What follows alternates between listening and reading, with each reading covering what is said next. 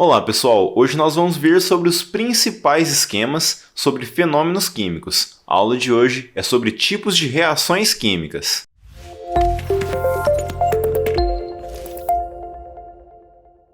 Os fenômenos químicos podem ser representados através de uma equação. Essa equação nós vamos chamar de reação química. Os reagentes normalmente são representados no lado esquerdo da reação, seguido por uma setinha indicando que acontece uma reação química. Do lado direito ficam os produtos da reação. Vale ressaltar sobre os números que aparecem nas reações químicas. O número que fica na parte inferior direita da substância química representa o índice atômico, também chamado de atomicidade. Esse número representa o número de átomos que aquela substância possui. O número que antecede a substância química é chamado de coeficiente estequiométrico. Nele é informada a quantidade de substâncias necessárias dentro do balanceamento químico para ocorrer a reação. Hoje, nós vamos ver a classificação de algumas reações químicas.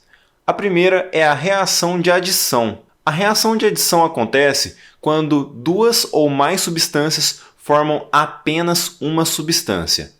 Um exemplo desse tipo de reação é a formação da água através dos gases hidrogênio e oxigênio. Somando o gás hidrogênio com o gás oxigênio, nós formamos a água.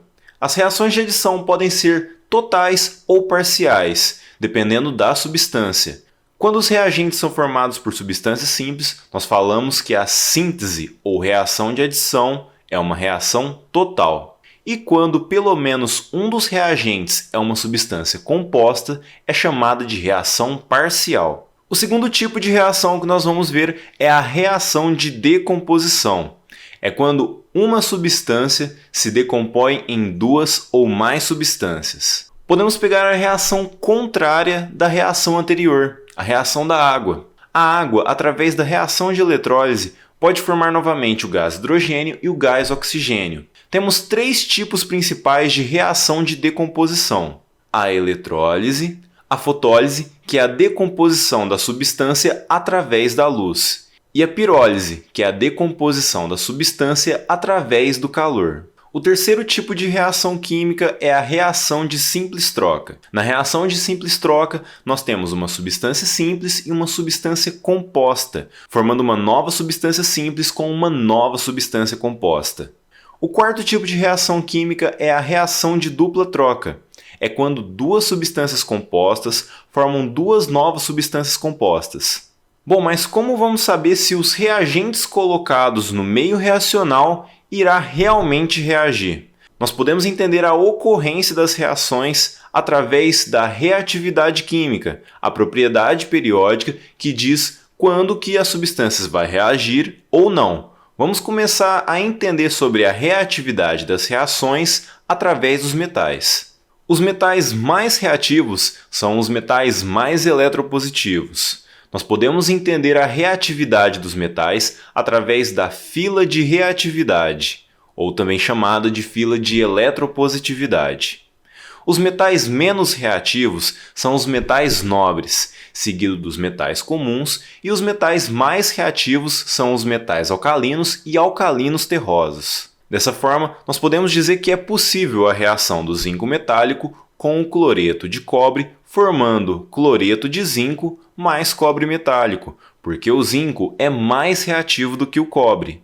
Porém, se nós utilizarmos como exemplo a reação do cobre metálico com sulfato de ferro, essa reação não irá ocorrer, porque o cobre é menos reativo do que o ferro. Os metais alcalinos e alcalinos terrosos reagem agressivamente com a água.